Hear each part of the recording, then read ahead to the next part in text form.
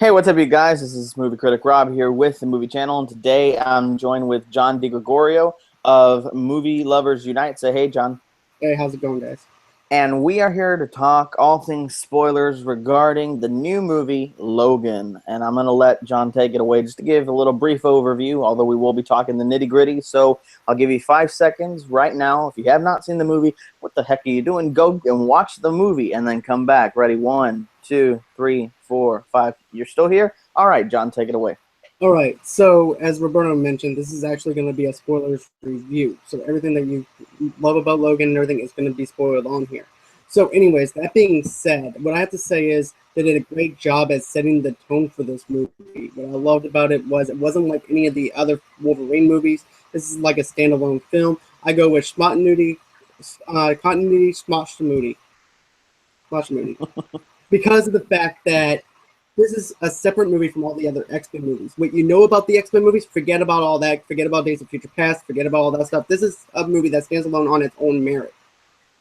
To where Logan is, this is a send-off to Hugh Jackman. This is his own movie, being a rated R movie, and man, is he just phenomenal in this movie. The acting is spot on. Not only is the acting spot on, but I love the part where it's the opening thing where you actually get to see the limo, and then some crap is about to go down. You know crap is about to go down when you see these people mugging the limo, and then all of a sudden he just whips out his claws, and you're seeing blood sprayed everywhere. You're seeing people die. You're seeing blood splatter. You're seeing the arms actually being detached as he's slicing and dicing these people.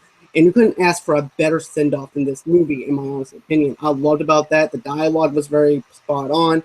Not only was the dialogue spot on, but I also felt like the fact that the chemistry between him and Professor X was very spot on as well as always. But to see Professor X the way he was reminds me of an old patient that has Alzheimer's, and Wolverine is thinking, "Hey, dude, you got Alzheimer's. You're going a little bit cuckoo and everything. You don't know what you're talking about. There's no other mutants. Listen up to me." And he's, of course, the older person is going to be a little bit wiser. He goes, "No, you listen to me. There's other mutants besides yourself still." And love the whole entire thing with the bad guy with the robotic arm. I forgot his name, but still, I suck at names. So what can I say? But I have to say, I actually believe that he was there to take down. He was the baddie that was going to try to take down Weapon X, his daughter. And I thought that the daughter did a phenomenal job as well. The girl who played Weapon X, and you can actually believe that they're father and daughter because of their chemistry on the screen and the way they were able to have that father and daughter kind of instinct where you can actually have that beast mode like Wolverine does. But anyways, go on ahead, Roberto. One thing I loved about, I think the trilogy as a whole, is that they're so diverse one from the other. Whereas I know that it's critically panned, but X-Men Origins was very much the stereotypical action movie.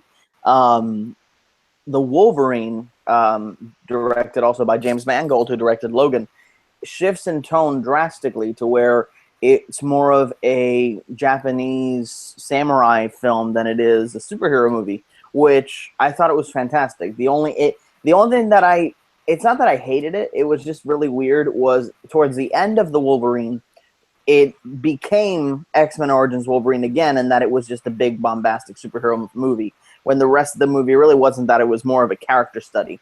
And I really think that is because I think they brought James Mangold in at the end of right before they started to actually shoot, because I know Darren Aronofsky was involved, and there was one other director involved with the Wolverine.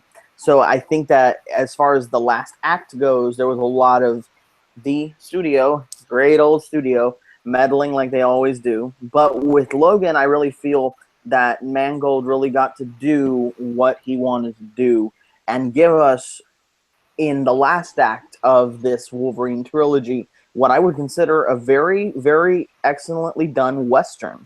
Because you had the one character with the sidekick, and they're going off on this adventure, and there's this team of bad guys that are out to get this victim, and so they have to save the victim.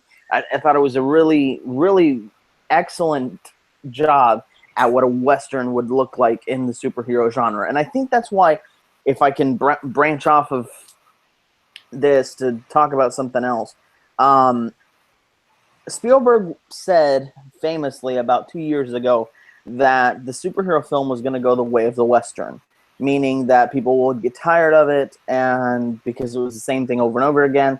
And I think he's wrong. With all due respect to the great director, Mr. Spielberg, he's kind of wrong, because unlike the Western, where you really can't do much with it, a superhero can exist in any genre, and the superhero genre is not an exclusive genre. You can put a superhero in a bunch of different genres and it makes sense. Look at the Dark Knight, look at Winter Soldier, look at Logan, look at the Wolverine.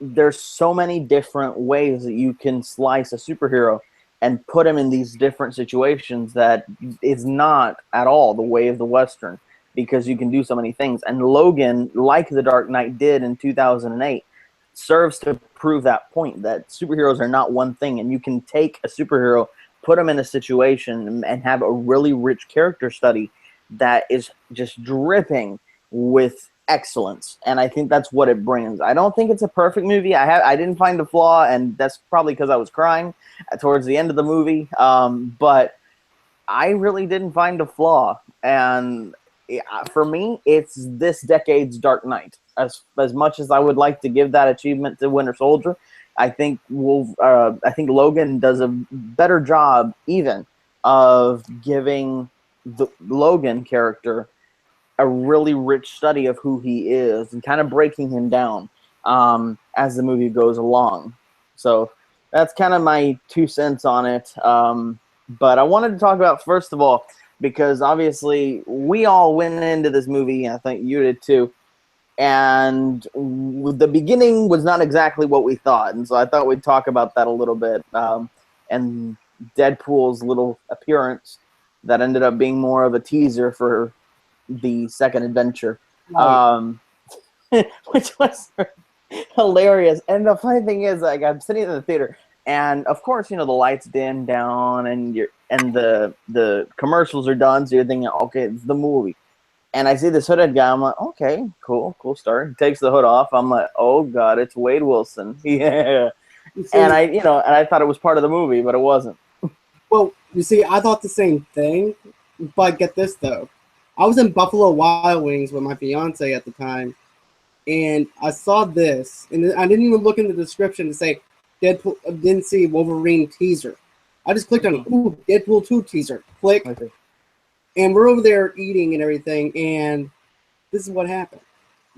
I was geeking out majorly at the dinner table and everything because I was like, oh my god, this is awesome. We're over there geeking out with each other and stuff like that. Then we see the Stan Lee cameo in the thing. And he goes, shut your mouth, Stan Lee. I'm like, that is awesome. That is everything that I wanted in a Deadpool teaser. It was perfectly well done and perfectly well executed to the point where you can actually say, this is where we're doing. This is what we're doing. We're going back to the way that they promoted the first one with different skits and everything, and it's working out perfectly, and that's what I wanted to see. I was hoping that they were going to promote it the same way that they promoted the first one. So that's what I loved about that, and I also like the fact that he's eating yogurt and everything with the dead guy and the Superman music on a Marvel movie. That was funny. That's even funnier, though. That was so funny. It was. Right, going ahead.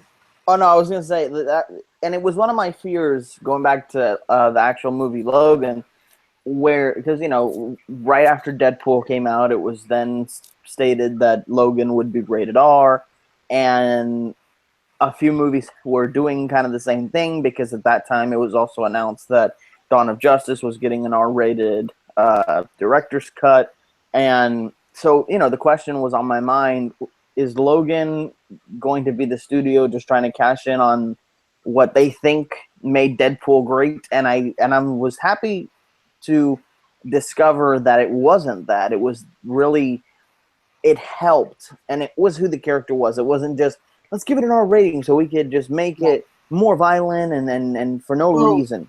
It really suits the character and gives us finally a great Berserker rage, which we hadn't seen in a movie.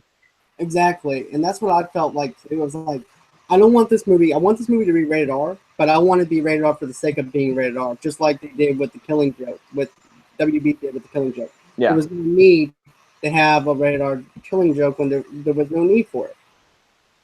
And I was like, okay, I want this to be great. I want this to be the perfect send off for Hugh Jackman to actually say, I'm retiring on a high note. This is my movie. This is what you're going to get. And that's what we got. But my fear was, don't make this movie rated R for the sake of being rated R, because you're not going to get some butts in the seat because it's rated R. Because of the end credits tag for Apocalypse, a lot of people thought that we were going to get Mr. Sinister in Logan because it said Essex Corp on the blood. And I'm kind of glad we didn't get that, because I think that it would have been a lot like what they did in The Wolverine with the Silver Samurai. And it's, instead of being faithful to its theme and to its tone, it would have devolved into a more Well, superhero-ish movie. well, another thing too is it would mislead people into thinking, oh, Hugh Jackman's coming back to do another Wolverine or X-Men movie, instead of saying, okay, I thought this was going to be him retiring. Instead, he's going to be in another one. I'm confused. Well, no, no, So, no. I mean, like, because in well, Apocalypse they had a tag for Logan or for whatever was next. well, that's the point that I'm trying to make, though. Some people would actually go on the assumption going with this kind of thing. If they would have actually Oh, okay. at the end, Yeah. wait a second, I thought that he was going to be retiring. What's Mr. Sinister doing in here, and why is he in Hmm. Wolverine's movie? Yeah. So it defeats the purpose of him having this movie, and defeats the purpose of him saying he's retiring. I liked the Reavers. I don't remember who the leader was either. I don't remember his name, but I do know the group was the Reavers that were hunting for the mutants. And in this world, as you know, if you've seen the movie, they the number of mutants are at an all-time low. There are none being born.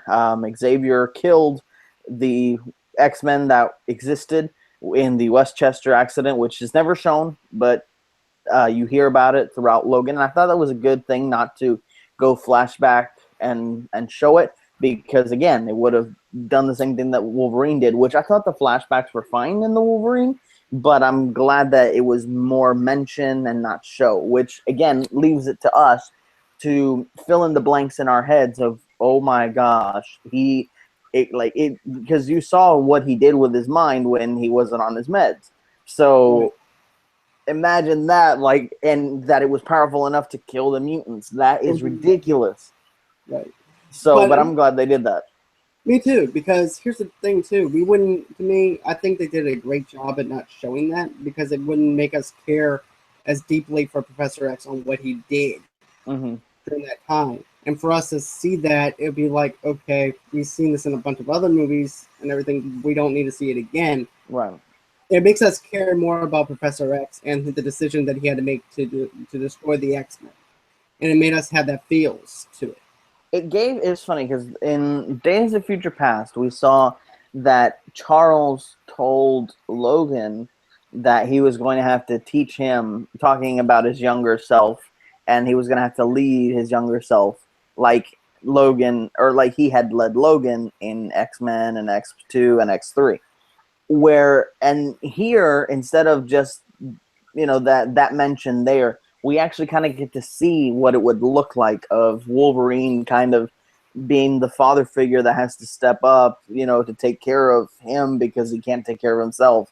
I thought that was a really good dynamic, and it really felt like a full circle from, or especially the original X-Men, which saw him come in from nothing and have Xavier be the one to nurture him and to get him through the process. I thought this was a great way to flip the roles and give the Wolverine or Magneto, give the Wolverine Professor X's role and vice versa. Right. And not only that, but it also made Logan a lot more edgier. You can definitely tell he's old. He's grumpy. He's not as cocky as he was when he was younger, to where he thinks that he's indestructible. Because that actually goes with age, where at 21 we think, hey, we're indestructible. Or at 18 we're indestructible, nothing can hurt us. Yeah. Then you go from being 21 to 32 or maybe 40. Like, okay, I'm not as young as I used to be. I can't do what I used to do. So I could actually see on that level about his aging process. And then Yeah. when his daughter wants to is stealing something from the store, he goes, "Don't do that." And then he turns around and does it. It's Yeah. like, oh my god, this is pretty funny. I like the humor in it. Unlike in the Wolverine, where in order to create the drama, you had to take away the Wolverine's powers.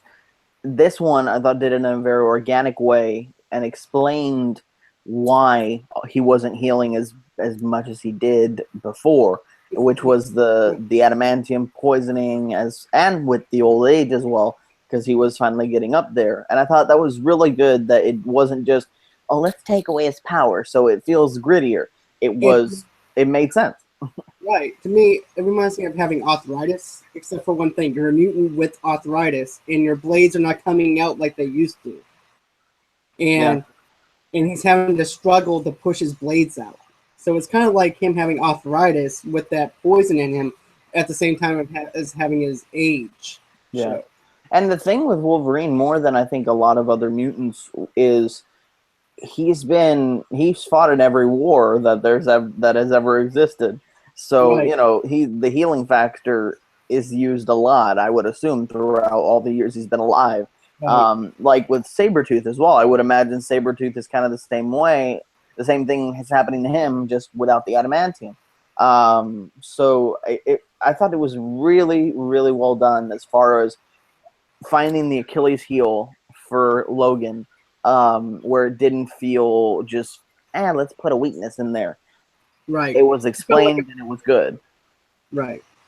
It felt like it was needed. It felt like if we didn't have that, I felt like we wouldn't have the feels that we had at the end of the movie and And it everything. was convincing because, you have a character that is essentially immortal.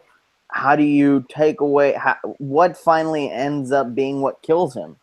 Right. And it wasn't a cheap parlor trick that they just threw at the wall. I believed it. I was like, okay, that's plausible. Makes sense. He can't heal as fast as he did. And it's funny because I was watching Death Battle, and I think it was a fight between Doomsday and Hulk. And spoiler alert for that.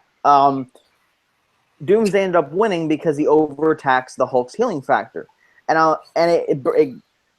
The movie Logan called me back to that because I'm like, that's pretty much what would happen if the healing factor was slowed down and he's being overtaxed, which he was by X-24 at the end. That it was what would happen. He would die, and I was like, that is cool. That it makes science sense, and it's not just there to be there. But yeah, I thought it was smart, and I like when comic book movies are smart. It's not like, it's just a comic book movie. Who cares? No, I like it when they are intelligent and they take us seriously. So Right. And it's not making us, it's not like a slapstick, like, okay, these audiences are stupid. They don't mhm. know, you know what I'm saying? They have to actually paint everything by picture to say, okay, this is what's going on. Right. They're not treating us like idiots, like you mentioned. Um, but what did you think of the new mutants that they put in there too? I thought they were real. I liked that, and one of them is actually a member of the X Force. Right. Richter is actually a member of the X Force. So maybe that's a hint of what's coming up next. But I really like that they didn't take the focus away from Logan and Laura, Right. which is crucial because it could have been it could have been a change in tone where they could have overshadowed Logan, Laura, and Professor X, and they didn't. They were there, and they had a reason to be there. They were given enough development and enough time to, show themselves, show their powers, but it didn't turn into the Little Rascals meets the X-Men. So I like that. Right. And that's what I felt like too. They didn't detach themselves from a Wolverine movie or anything like that. They didn't, everything was there for a purpose. And I love the characters that they have for them. And then when I saw them, I'm like, please don't let this be where it's like a full-on scene of nothing but them, because this is about Wolverine, not about the X-Men New Mutants. So as soon as I saw what they were doing and the build-up they were doing, I was like, okay, I'm fine with this. I can relax a little. I can relax now. There's plenty of screen time between them and Logan. I was happy with that part. And I And like how Mangold uses them in the movie because he uses them to slow down the plot, give you breathing room for what's about to come, and which is the arrival of X-24. right, But they use his time and Laura's time with the New Mutants to give a breather, and it didn't feel like they put the brakes on the movie. It didn't feel that way at all. It actually felt organic, and it was like, okay, they got to where they needed to be, and Logan's just kind of struggling over what to do. So yeah, and I think by the time they got there, X-24 had already shown up, but still, it was a breather for what was about to happen, and it gave you a breather from what had just happened, which was, of course, Professor X being killed in Logan. What in the world, man? It's bad enough that this is the last Logan movie with Hugh Jackman. Now you want us to... Oh my god, that was unexpected. That was unexpected, but I loved it. right. I was half expecting it, to be honest, because of the age, and plus, I was like, okay, how are they going to go about killing him? I Yeah. was not expecting him to get killed off in that way. I was expecting he dies of old age, or you know what I'm saying. But I did Because it not. was two things at once. It was his death and X-24's arrival, because you hadn't seen X-24 and they hadn't revealed X-24 until that moment. So it really it was a gut punch, because I'm like, did Wolverine just kill Xavier? And I think that was what, and I was just listening to a review, and you never really know if Logan is able to tell Charles that it was a clone and not him. So Charles could have gone to his grave thinking that Logan killed him because he just didn't want to take care of him anymore. And I said, as soon as I heard that, I was like, no, no. But another thing too is I love the thing at the farm and everything. They're all eating at the dinner table. You have his daughter over there taking all the food. Then after that, you see them laughing. You actually get to see a human side to them that we didn't get to see in any of the other X-Men movies or anything like that. We realize, hey, these are human beings besides mutants. But whenever, I always say this, when you see a bunch of people laughing at a dinner table in a movie like Logan or The Walking Dead, something's going to go down. They're going to die. That happy moment is going to be gone. And sure enough, that's what happened. See, and that was one of the two things. I can't remember the other thing, but that was one of the two things that was similar to X-Men Origins, where they had him encounter a family and the family gets brutally murdered. But unlike that one, unlike X-Men Origins Wolverine, which kind of came off as hokey, this one works. And I think that Mangold was like, you know what? We're going to take some of the stuff that was in X-Men Origins and we're going to put it in this movie, but we're going to do it better and we're going to give that a good payoff. Right. And that was excellent. Right, and they learned from their mistakes with X-Men Wolverine Origins. Yeah. He learned his lesson from that. And I like when directors learn their lesson. Well, he didn't direct X-Men Origins, but I think that Mangold in the back of his mind is like, we're going to pay off everything. Right. I actually see that. I love when directors are like, okay, I'm going to learn what this director did wrong and then flip it and do it right. Yeah. That's basically what I'm trying to say. But yeah, I love the humor. I love the whole entire family on the farm and everything. You actually have that connectivity right there. It was like, okay, maybe Logan can actually live with these people. But then you're like, never mind. and that was a thing that the R rating helped as well, because if in a PG-13 movie somebody would have lived, and they killed everybody except for Logan and Laura, and I was like, oh my gosh. No one was safe in this movie at all.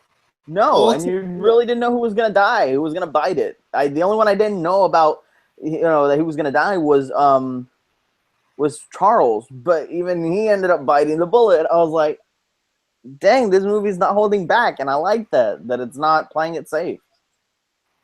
Then I love the fact that I thought there was a chance that Logan might have lived, because whenever the kid goes, okay, don't take all of this,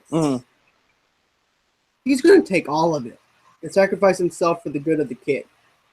He's not going to go on ahead and be selfish enough to take a little bit and then heal up, and that's going to be the end of it. He walks off with his daughter. Mm-hmm. It's going to be a thing where he's going to play the hero, sacrifice himself for the good of his daughter. This is about a father and daughter relationship. It was a good will they, won't they also, because like, to be honest, I expected him to die. Because in the back of my mind, I'm thinking, even though it's Fox, and Fox has not made the best choices in their movie slate or with their characters, even though it's Fox, I'm pretty sure they'll respect the character of the Wolverine enough, who has given them the best of any character in the X-Men franchise. Maybe, the only people that come close are Ian McKellen and Patrick Stewart, to give him some dignity and not recast him. Right. So I'm like, the only way that there will never be another Wolverine movie is if you kill him. Right. That's the only way. Because if you go and recast this character, people are going to want your head, and it will not heal when people want your head. Right. But I like that they passed the torch to Laura. It wasn't just, okay, let's kill Wolverine.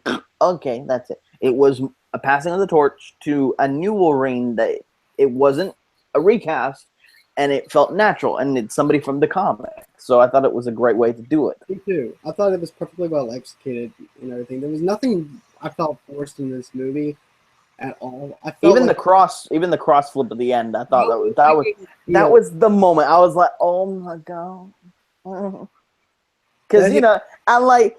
They could have done the Deadpool thing where they could have had an end credit scene where he sticks his hand out, and they didn't do that. They left him in the ground, and I'm like, kudos to you, Fox, because you had nothing to do with this movie. It was all Mangle. Right. And I actually have goosebumps right now from you mentioning the cross. Yeah. And everything. Because seriously, that was a perfect homage to him being in the X-Men. Oh yeah. And I mean it gave me the feels, it gave me goosebumps. I was crying like a baby.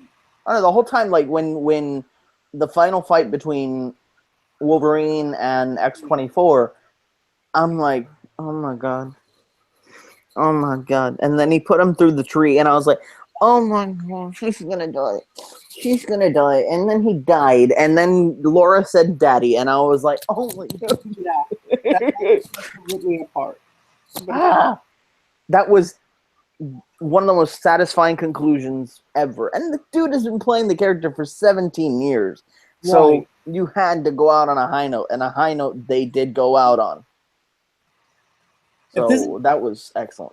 If this movie sets the tone for all the rest of the comic book based movies that are coming out this year, I hope that this is, you know what I'm saying? I'm hoping 2017, 2016. It definitely bodes well because, like I said, Fox, it's kind of been a tie between Fox and Warner Brothers as to who can suck the most. Well, to be honest, the last X-Men movie was actually pretty good, but it wasn't great. It was a step down. It was all right, but I think that if you would have switched Apocalypse with Days of Future Past, it would have been a perfect trilogy. I agree. And because Days of Future Past was one of the best Wolverine or X-Men movies. Wolverine movie. Right. Wolverine movie too. X-Men movies ever. Right. So yeah. But I mean, Apocalypse was kind of a step down, and then you had Deadpool, which obviously was ridiculous. Right. So yeah. Yeah, Deadpool actually set the tone for last year because it came out in February. X-Men came out in May. So I was like, okay, maybe this might set the tone for the comic book movies for that year. And it just kind of just... And the funny thing is about that is, you'd think the May release date is going to assure quality. Right. Whereas the February one is more the risky one, so it's like, we don't, you're not sure. And it ended up being the complete opposite, where Deadpool was ridiculously awesome, and Apocalypse was just kind of lacking.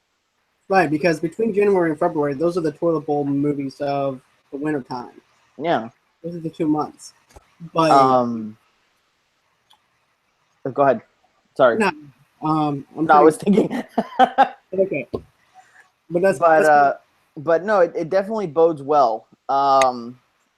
If this is a sign of things to come from Marvel Studios and Marvel Studios, they're reliably good at this point. It's not like you have to be afraid of what they're going to turn out. The only thing I'm really not afraid, but just anxious to see how they do is Infinity War, because it's kind of like Civil War on steroids as far as all the people they have to cram in. But if anybody can do it, it's Joe and Anthony Russo. That's all I'm going to say, because they did it in Winter Soldier.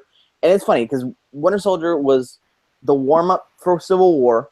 Then Civil War had a ton of characters, and they even said it in a bonus feature on the Blu-ray that was kind of the warm-up for Infinity War. And I'm like, okay, all right, I trust y'all. I mean, if it had to be anybody, I would have picked you or Joss Whedon to do that. So yeah, good job. Let's do it. But as far as the ones coming out this year, I'm really excited for Spider-Man: Homecoming, because even though the trailers, see, that's the thing with Marvel trailers. Sometimes they can't capture how good the movie really is. You know, like they've had some trailers where it was kind of like, because even the Avengers trailers were kind of just like, it looks okay. And then the movie ended up being amazing. And the same thing with Winter Soldier. So, you know, I'm not going to trust the trailers on Homecoming, because I'm from what I hear, it's amazing, and I'm really excited for that. Guardians come. The second I heard about Guardians, that was the first and only script that Marvel did not tinker with.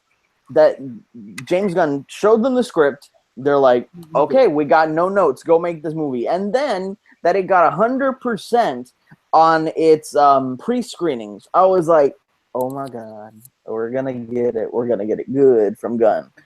And then Thor Ragnarok, which I'm hoping is an improvement on Thor the Dark World. I'm pretty sure it is, because I doubt they're going to do the same mistake twice. And come on, it's the Ragnarok. This is, from what I've heard about Ragnarok, it's supposed to be the Winter Soldier of Phase 3.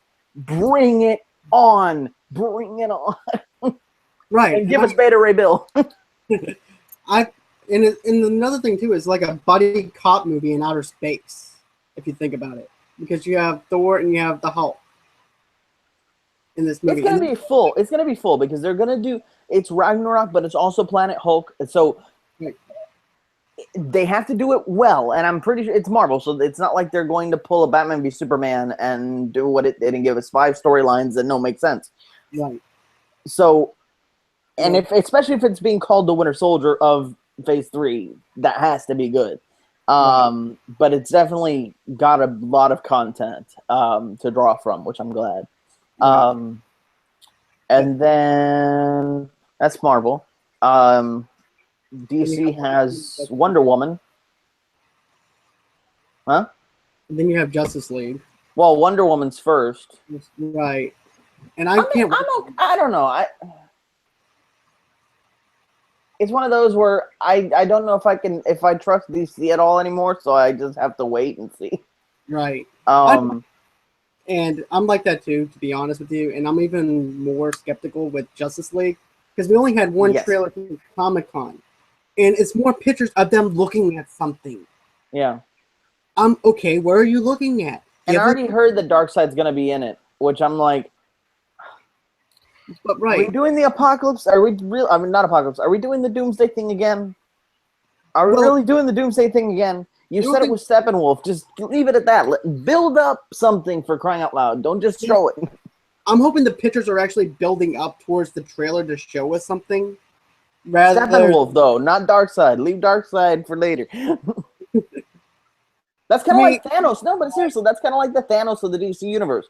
You don't just throw him out there willy-nilly on the first try. Right. But if there's especially because you know Steppenwolf is going to be there. Right. So But yeah, if they're smart, they would market it differently than what they did with B versus S.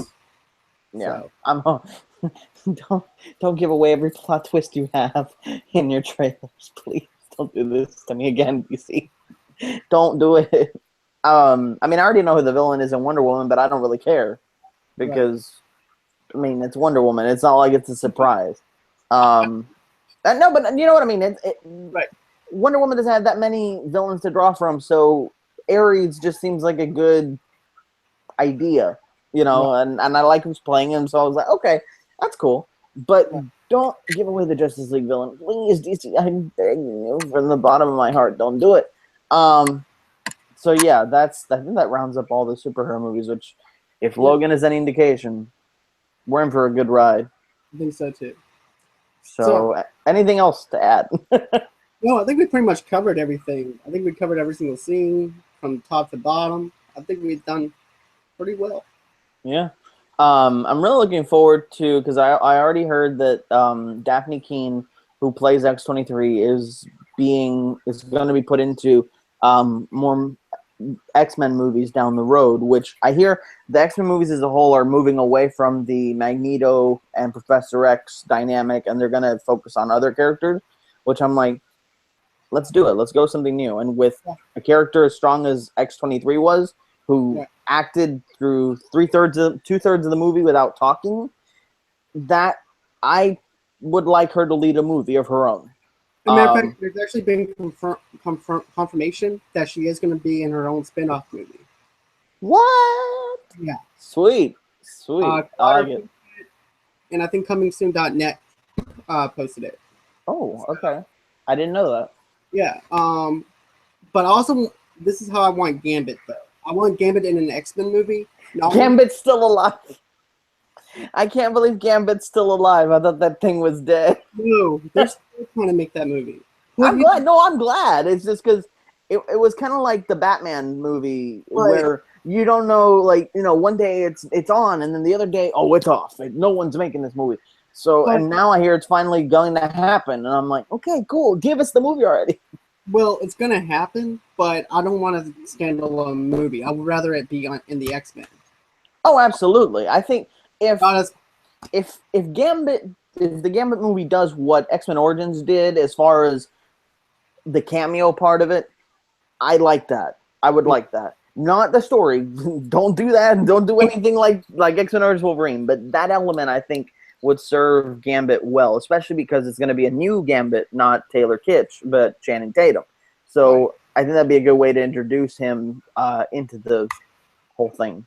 agreed. And I'm looking forward to what he does. I think Tatum as an actor is kind of, they don't give him enough credit, and he does a good job. It's just they have typecast him to such a degree where he's kind of become like Zac Efron, which, you know, I don't think he is given justice in the roles that he's given, if that makes sense.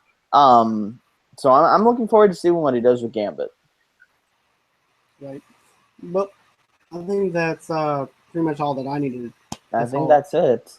Yeah. So without further ado, let's close this shindig. This has been our spoiler talk or spoiler-filled review for Logan, and we've actually gone into more than just Logan, but we kind of do that here. So this has been Movie Critic Rob with the Movie Channel, along with John DiGregorio of Movie Lovers Unite, and now, as always, we are signing off.